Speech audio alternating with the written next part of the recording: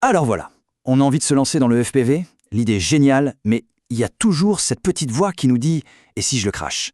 Cette peur de pulvériser des centaines d'euros contre le premier arbre venu. Eh bien, c'est sans doute le plus gros obstacle pour quiconque débute. Mais si je vous disais que la solution, ce n'est pas du tout d'éviter le crash, mais au contraire de le chercher. Voilà, cette phrase, elle résume absolument tout. C'est la clé qui va en fait tout changer dans l'approche. Ça semble complètement dingue, hein, aller à l'encontre de tout ce qu'on imagine. Mais croyez-moi, c'est le secret pour vraiment maîtriser les vols FPV. L'objectif, ce n'est pas la perfection, c'est la résilience. Allez, c'est parti, on rentre dans le dur.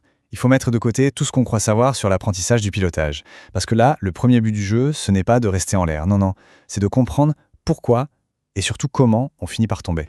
Parce que dans la vraie vie, c'est cette peur de l'accident qui nous paralyse, littéralement. Elle nous pousse à voler trop prudemment, bien trop lentement, et finalement, ça nous empêche de repousser nos limites et de forger les réflexes qui comptent vraiment. C'est simple, on ne peut pas apprendre à rattraper une glissade si on a une peur bleue de glisser. Et c'est précisément là que le simulateur entre en scène et devient notre meilleur ami. Il prend l'échec, ce truc coûteux, frustrant dans la réalité, et il le transforme en un outil d'apprentissage ultra puissant. Franchement, la différence est juste énorme. D'un côté, on a le vol réel. Chaque erreur, paf, ça a une conséquence. Sur le portefeuille, sur le moral. Et de l'autre, le simulateur. C'est un bac à sable géant, un espace totalement sûr où chaque crash est une leçon gratuite. C'est seulement là qu'on peut enfin se lâcher et commencer à apprendre pour de vrai. 1000. C'est à peu près le nombre de fois où on peut et où on va se cracher dans un simus sans que ça ne coûte un seul centime en pièces détachées.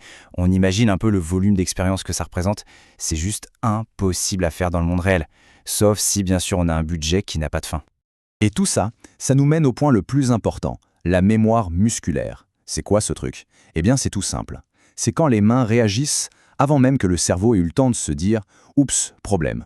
Corriger une trajectoire, rattraper un décrochage, ces réflexes, ils ne s'impriment que d'une seule manière, en répétant encore et encore les erreurs. Et ça, le simulateur nous l'offre à l'infini. Alors, pour celles et ceux qui se posent la question « Ok, mais je commence où ?» Voici quelques noms de logiciels très connus. Honnêtement, le choix n'est pas si crucial au début. Ils ont tous le même but, nous donner un terrain de jeu pour nous cracher sans risque. Et c'est exactement ce qu'on va faire maintenant, mais avec un plan. Bon, la théorie c'est une chose, mais maintenant il faut passer à la pratique. Alors voilà un programme, un vrai, bien structuré, pour se bâtir une base de compétences en béton en à peine 4 heures de simu. Voilà notre plan de bataille. L'idée, ce n'est surtout pas de jeter sur tout en même temps. Non, on va construire les compétences brique par brique. Chaque heure s'appuie sur celle d'avant. Comme ça, la progression est logique. Et surtout, on évite la frustration.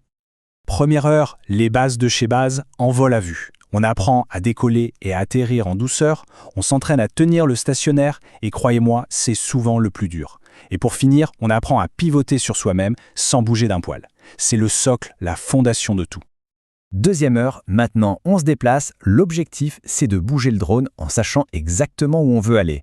On s'entraîne à faire des carrés, puis des cercles, et tout ça en gérant les gaz pour que l'altitude reste toujours la même. C'est là que la coordination fine commence vraiment à se développer. Troisième heure, et là c'est le grand saut. On passe en vue FPV, on est dans le drone. Forcément les exercices changent. On s'entraîne à slalomer entre des portes, à suivre des chemins, comme une route ou un tunnel, et bien sûr on s'attaque au fameux 8, l'exercice classique pour des virages parfaits. Et pour la dernière heure, on boucle la boucle. On revient à notre idée de départ, apprendre à gérer les pépins. Le simulateur peut nous balancer un vent de folie. Que fait-on? Il peut simuler un moteur qui lâche. Comment on réagit? C'est là que la panique se transforme en réflexe de survie. Ok, super. Après ces 4 heures, les compétences sont là, c'est certain, mais dans le simulateur. La vraie question, c'est comment on fait pour que tout ce boulot passe du virtuel au réel? Alors là, attention, c'est peut-être le point le plus important de tout ce qu'on vient de dire.